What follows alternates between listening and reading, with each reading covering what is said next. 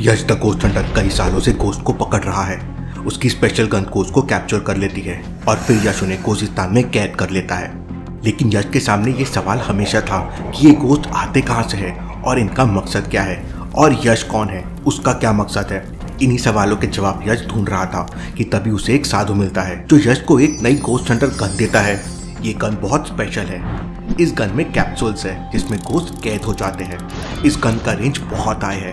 100 metre दूर के ghost की ये गन कैद कर लेती है और सबसे पावरफुल चीज, ये गन गोस्ट यूनिवर्स के गोस्ट को भी कैद कर लेती है। लेकिन ये गन जिस संदूक में आई थी वो संदूक क्या यश के पापा ने भेजा था?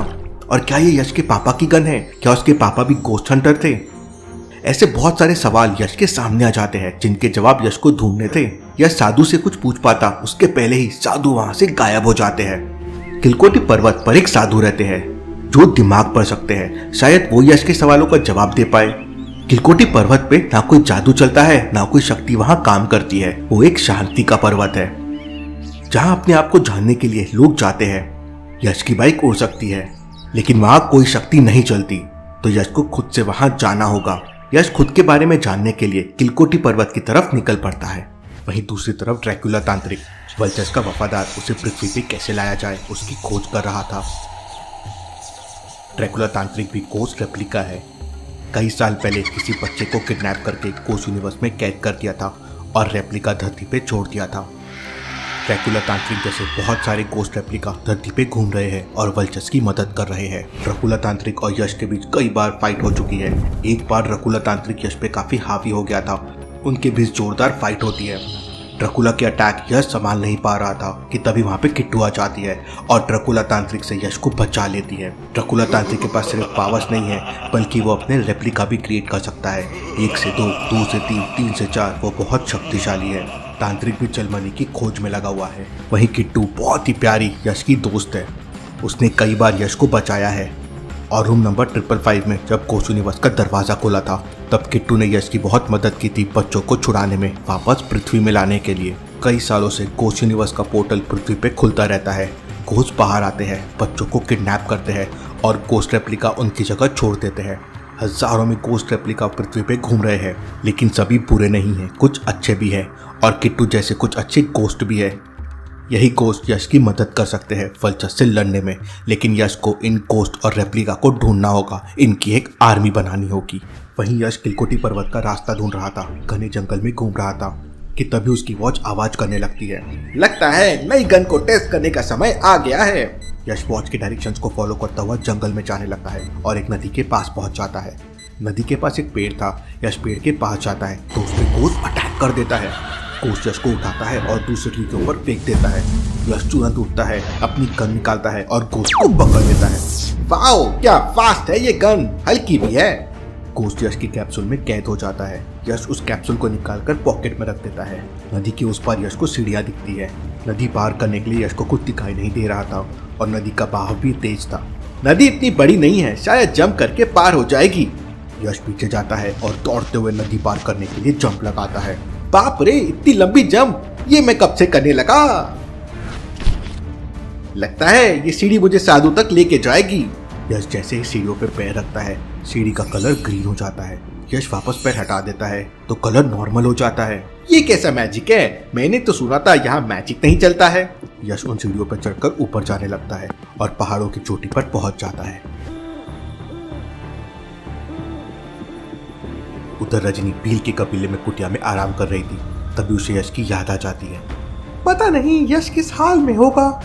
रजनी वापस गोस्टिस्तान जाने का सोचने लगती है लेकिन वो अपनी शक्तियों को कंट्रोल किए बिना वापस नहीं जा सकती थी। यश को याद करते करते रजनी की आंखों में आंसू आ जाते हैं। लेकिन तभी अचानक रजनी को किसी के चलने की आहट सुनाई देती है। रजनी तुरंत खड़ी हो जाती है और पर्दा हटाकर पीछे रखी सूखी घास में देखती है तो बहुत सारे जंगली कुत्ते वहां घूम रहे थे।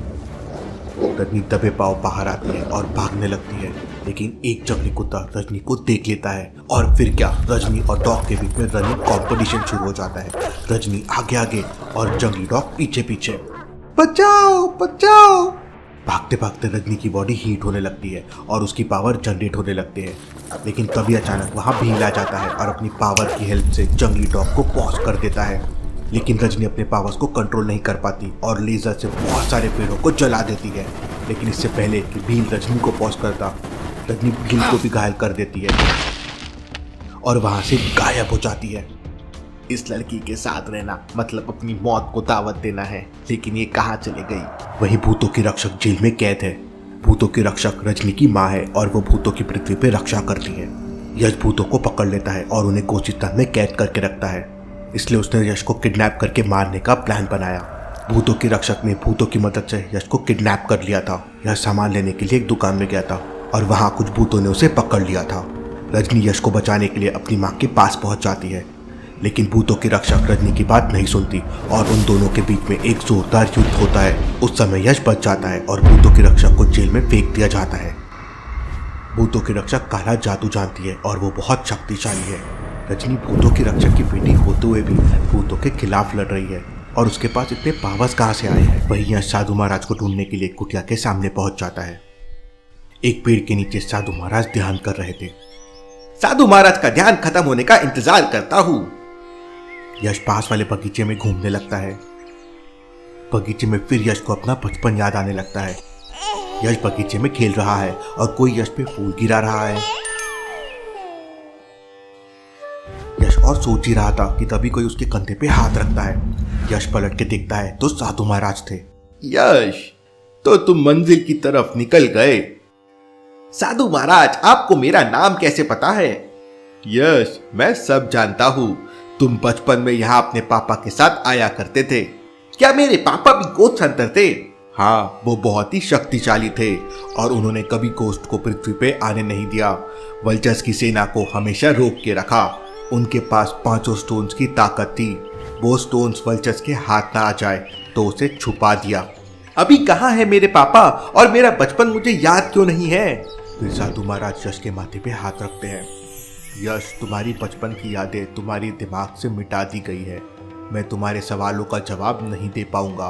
तुम्हें खुद अपने सवालों के जवाब ढूंढने होंगे, लेकिन तुम्हें कभी भी जरूरत पड़े तो मुझे याद करना, मैं पहुंच जाऊंगा। लेकिन साधु महाराज, वो जो सीढ़ियां थी नीचे, उनका कलर बदल क्यों रहा था? क्या राज है उसका? ये शांति का पर्वत है। यहाँ कोई भी नेगेटिव एनर्जी नहीं आ सकती और कोई भी जादू और मैजिक यहाँ नहीं चलता है।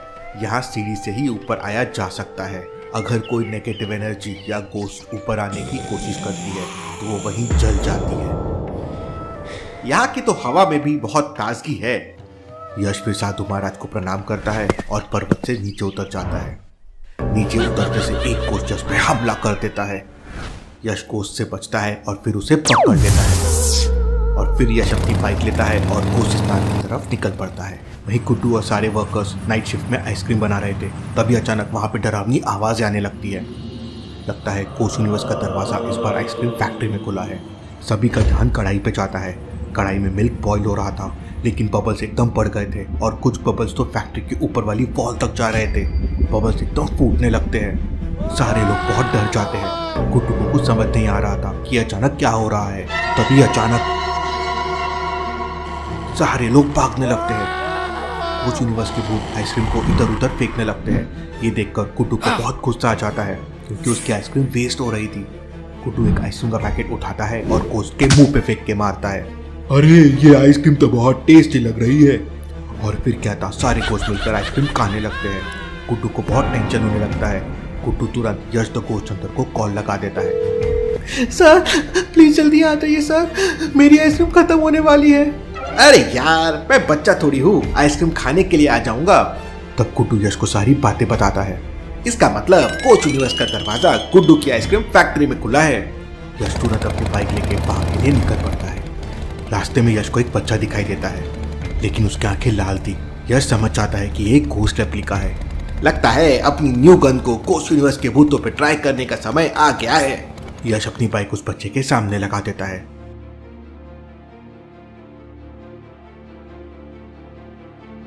और फिर अपनी गन का बटन दबा देता है। उसकी गन बहुत तेज पावर जनरेट करने लगती है।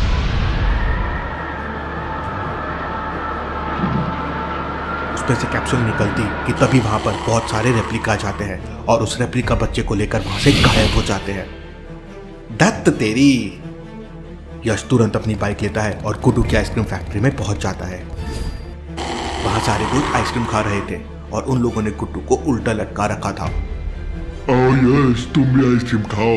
वैसे भी तुम हमारा कुछ नहीं बिगाड़ सकते। आज मैं तुम लोगों को ऐसी आइसक्रीम खिलाऊंगा जिंदगी भर याद रखोगे। यश तुरंत अपनी गन से पावर जनरेट करता है और आइसक्रीम का भवंडर बना देता है।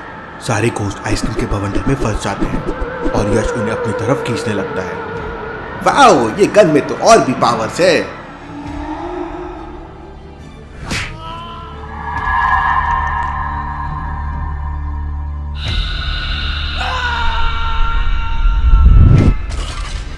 जब यश आंखें खोलता है तो उसके सामने एक डेंजरस सा घोस्ट खड़ा हुआ होता है। वाचस की जय हो, वाचस की जय हो। एक साथ सारे घोस्ट चिल्लाने लगते हैं। यश को कुछ समझ नहीं आता कि गेम में ये नया बंदा कहां से आ गया और इसका नाम क्या है। भाई तुम कौन हो? भूतों की आर्मी में कोई नए खिलाड़ी हो क्या? मैं हूँ वाचस का छोटा भाई जल्चस। अरे यार, एक ने तो नाक में दम कर रखा है, अब ये दूसरा भी आ गया। तुम एकदम अपने पापा के जैसे दिखते हो। वो हमारा कुछ नहीं कर पाए थे, तुम भी नहीं कर पाओगे। जल्चस घोस्ट यूनिवर्स के भूतों को कुछ कहने लगता है और फिर सारे घोस्ट कुछ करने लगते हैं। देखते ही देखते सारे घोस्ट पानी बनकर गायब होने लगते हैं। यश को कुछ समझ नहीं आता कि ये क्या हो रहा है। ये मेरे पापा के बारे में कैसे जानता है और इसका नाम जल्चस है? कहीं ये जर्मनी लेने तो नहीं आया है? यश बिना देरी के तुरंत फायर गोली निकालता है और जल्चस के ऊपर फेंक देता है। लेकिन ये क्या? यश की आंखें फटी की फटी रह जाती है। अब जल्चस की बारी थी। जल्चस अपने दोनों हाथों से पानी के बड़े बड़े गोले निकालता है और यश की तरफ फेंक देता है। यश खुद को बचाने के लिए हवा में छलांग लगा देता है, लेकिन पानी का गोला यश को लग जाता है। यश फुटबॉल की तरह हवा में उड़ जाता है और आइसक्रीम के टब में जाके गिर जाता है। ओई माँ, टेस्ट तो वाकई काफी अच्छी है। गुड्डू भाई को बोलकर आइसक्रीम की होम डिलीवरी करवा लूंगा। यश, मैं तुम्हें आइसक्रीम खाने लाया कि नहीं छोड़ूंगा। अरे यार, मैं बात कर रहा हूँ सीधी सीधी और तुम हर बात पे याद दिलाते हो दादी। तो फिर ये लो। यश अपनी नई गन से टोर्नेडो बना देता है और जल्चस उसमें फंस जाता है। क्या जल्चस यश को मार देगा और क्या जानता है वो यश के पापा के बारे में, देखेंगे हम अगले एपिसोड।